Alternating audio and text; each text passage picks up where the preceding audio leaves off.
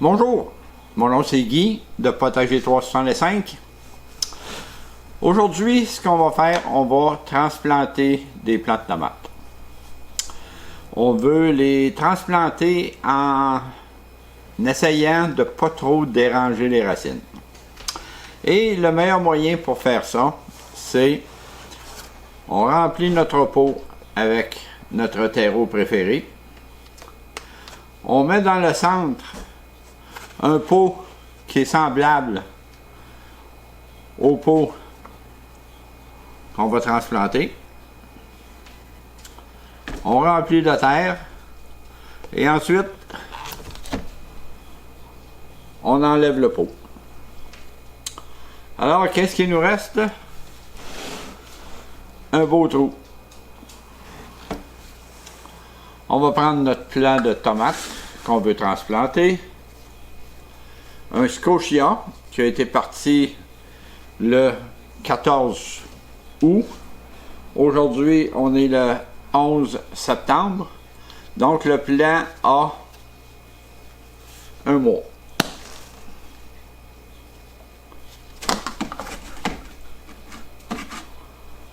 On enlève le plant. On l'échappe dans le trou. Et c'est fait. Alors, on a transplanté notre plant de tomates scotia. On va remettre l'étiquette sans déranger les racines.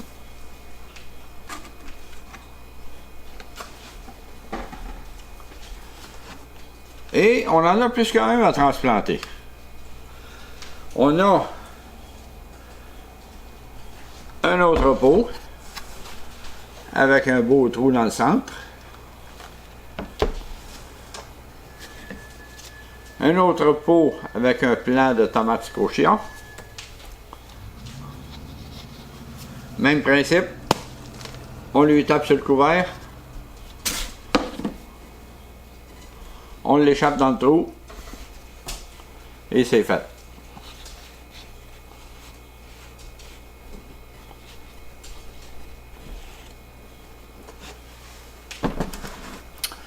J'en ai un troisième. Lui, le pot va être un peu plus gros, le plant est un peu plus gros. En passant, je voulais vous montrer, moi les soucoupes ne me servent pas tellement de ça. Je me sers surtout des plats de Dollarama. Dans ce cas-ci, une assiette en aluminium carré, parce que là mes plats étaient trop petits pour ce format de plat-là. Ici, j'ai mon plant de tomates caïman.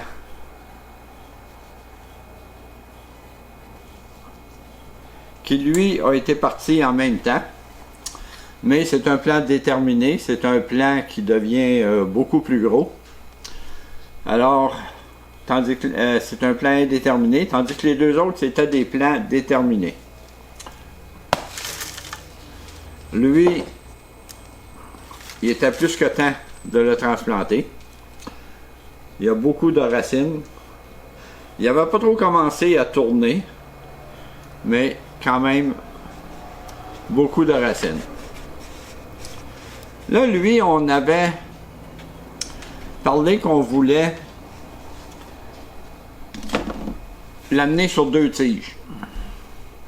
Là, dans le moment, il n'a pas fait de gourmand encore. Je regarde dans la tête, il y a des boutons de fleurs. Mais ce que nous autres on va faire, c'est on va lui couper la tête pour le forcer à faire des gourmands. Je pourrais enraciner ça, mais j'ai pas besoin d'autres plants. Je remets son étiquette. On avait l'autre plant ici de scotia, on remet l'étiquette. Donc là, c'est tout pour la transplantation des plants de tomates. On va procéder à la visite du jardin.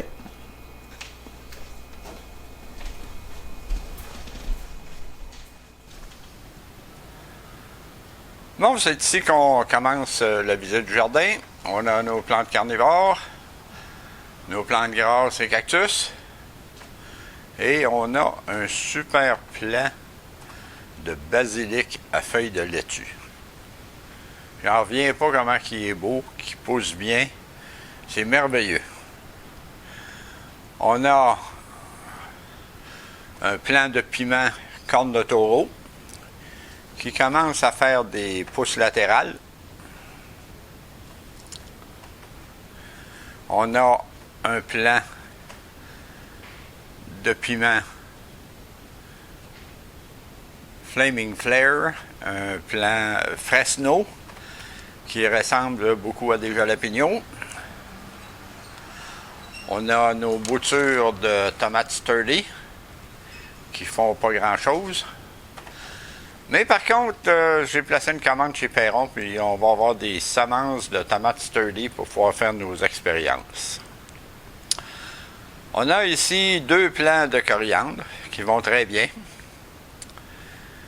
On a de la laitue Iceberg Yucca qu'on avait essayé de semer sur du papier essuie-tout et qui n'a pas fonctionné. Et là maintenant, on va regarder à l'étage inférieur qui n'est pas encore allumé. Où est-ce qu'on a des lampes de garage? Okay, si je me souviens bien, c'est des 160 watts. Là, j'essaie de tout déplier ça, là. OK. Fait qu'il y a 4 côtés comme ça avec des lumières. Et on a une nouvelle addition. Une lampe pour faire pousser spécialement pour faire pousser des plantes. Où est-ce qu'il y a un rhéostat dessus? On l'a à 25%, 50%, 75% et 100%. Alors là, qu'est-ce qui va arriver? C'est que on va faire une expérience. C'est-à-dire que on a 2 lampes de garage ici et une lampe spécialement pour les plantes. Ce que je vais faire, j'ai 2 plants de tomates Scotia. On va en mettre un en dessous des lampes de garage et un en dessous des autres plantes. Et on va voir qu'est-ce que ça donne. S'il y a une différence entre les lampes de garage et les lampes spécifiques pour faire pousser les plantes. On va s'en aller dans l'autre section maintenant. Bon, on a ici nos plants qu'on vient de transplanter. Ça, c'est les 2 plants de tomates Scotia. Il est arrivé un petit accident, ou incident, parce que c'était quand même pas dramatique. Mais les plants ont sacré le camp à terre. Les 2 plants-là, plus le plant de tomates caïman. Ce qui est arrivé, c'est que lui a perdu une branche. Il y a eu des feuilles qui ont été endommagées. Il y en a un des 2 qui a complètement viré à l'envers. Il n'était même plus dans son pot. Ce qui est arrivé, c'était, on peut appeler ça un coup de sans dessin, c'est que j'ai une tablette ici, puis j'ai mis des pots en dessous pour la supporter. Mais, j'avais mis 2 pots au lieu de 4. Alors là, j'ai déplacé les pots. J'ai enlevé un pot, c'est devenu en déséquilibre et tout a sacré de camp à terre. Alors maintenant, 4 pots. On a ici notre plant de cocombe qui va super bien. Si on regarde ici, il y a des branches qui se forment. Il y a même des fleurs qui veulent sortir. Alors lui, pareil comme le plant de tomate caïman, va être entraîné sur 2 tiges. Et ils vont être le plant de caïman et le plant de cocombe, ils vont être en bas ici. Et les tiges vont courir sur le grillage. J'ai bien hâte de commencer ça, mais là, les plants sont encore trop petits.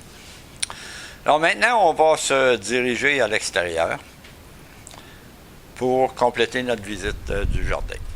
On a ici nos figuiers. J'en reviens pas, là, ça me surprend toutes les fois que je les regarde. J'ai pris 2 petits bouts de bâton de 6 pouces que j'ai transplanté, que j'ai mis en terre pour faire pousser. Et c'est ça que ça donne après, disons, plusieurs mois, parce que j'ai fait ça le 3 janvier. Les plants sont pleins de figues de haut en bas.